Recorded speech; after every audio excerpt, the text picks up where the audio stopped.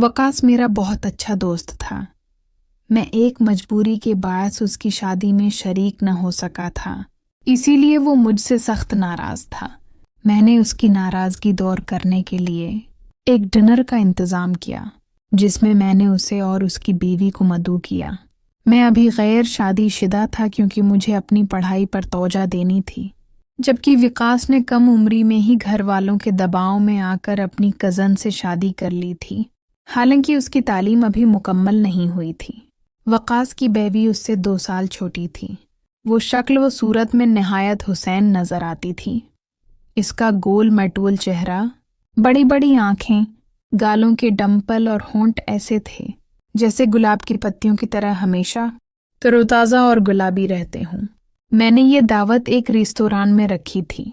जब वकास अपनी बीवी के साथ वहां आया तो उसने स्याह रंग का लिबास ज़ेब तन किया हुआ था। मैं उसे देखते ही लम्हा भर के लिए खामोश खड़ा रह गया। वो बुला की हुसैन लग रही थी। जब मैंने उसे हंसते मुस्कुराते देखा तो हैरत से मेरी आंखें फैल गईं कि वो किस कदर खूबसूरत है। मुझे महसूस हुआ कि विकास की तो जैसे कसम थी खुल गई हो। वो दोनों मेरे करीब आए। मैं वकास से गले मिला, लेकिन मेरी नज़रें मुसलसल इसकी बीवी की तरफ उठती जा रही थीं। हम तीनों ने साथ बैठकर खाना खाया, लेकिन मैंने तो खाने से ज़्यादा वक्त वकास की बीवी को ही देखने में गुजार दिया। उसका तंग लिबास उसकी खूबसूरती को और निखार रहा था। मैं देख रहा था कि विकास को मेरी नज़रें बिल्कुल पसंद नहीं आ रहीं। वो बार बार मुझे गौर से देखता और फिर अपनी बीवी के लिबास की तरफ देखने लगता। खाने के बाद मैंने दोनों को घर छोड़ दिया क्योंकि विकास के पास गाड़ी नहीं थी, जबकि मैं एक खुशहाल घराने से ताल्लुक़ रखता था और अपने वालिदैन का इकलौता बेटा था। वकास की बीवी मेरा तारुफ सुनकर बड़ी हैरानी से मेरी तरफ देखती रही। मुझे उसकी आंखों में ख्वाहिश और दौलत की चमक साफ महसूस हो रही थी। तभी मैंने दिल ही दिल में तय कर लिया कि मैं अपनी दौलत इसी पर लटाऊंगा और उसे हासिल करने की कोशिश करूंगा। वकास के घर वाले ज़्यादा नहीं थे। एक बहन थी जो शादी के बाद अपने घर जा चुकी थी। उसके वालिदैन अक्सर बीमार रहते थे। इसी वजह से उसकी वालदा ने फैसला किया कि जल्द से जल्द विकास की शादी कर दी जाए ताकि घर में कोई सहारा मिल सके। वकास की बहन भी कम खूबसूरत न थी, लेकिन जो हुस्न विकास की बीवी को मिला था वो किसी और के पास न था।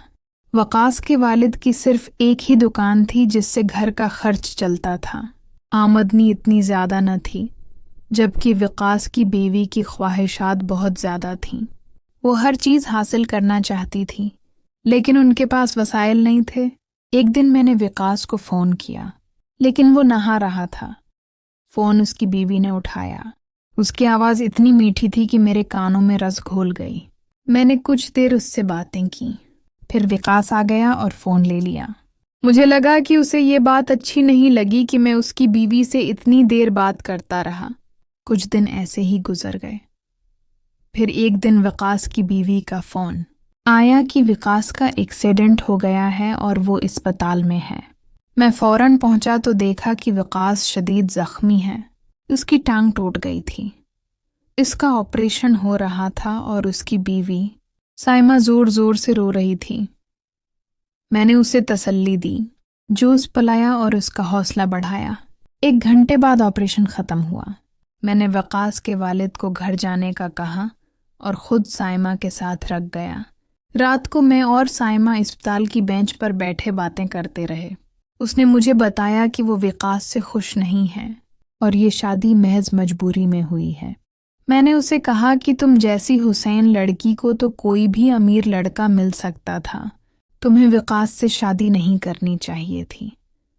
उसने जवाब दिया कि ये उसके वालिद का फैसला था, इसलिए वो इनकार न कर सकी। मैंने उसे दिलासा दिया और कहा कि अगर विकास तुम्हारी ख्वाहिशात पूरी नहीं कर सकता तो मैं हूं ना, मैं तुम्हारी हर ख्वाहिश पूरी करूंगा। फिर मैंने उसका हाथ अपने हाथ में लिया और वो मुस्कुरा दी। हम पूरी रात यूं ही बातें करते रहे। आखिरकार साइमा ने मेरा कुंधा थाम कर सर रख दिया और सो गई। उसका लम्स मुझे सुकून दे रहा था। अगले दिन जब वो हंसती मुस्कुराती मेरे सामने आई तो मुझे लगा जैसे मेरे और उसके दरमियान एक नया रिश्ता बन गया है।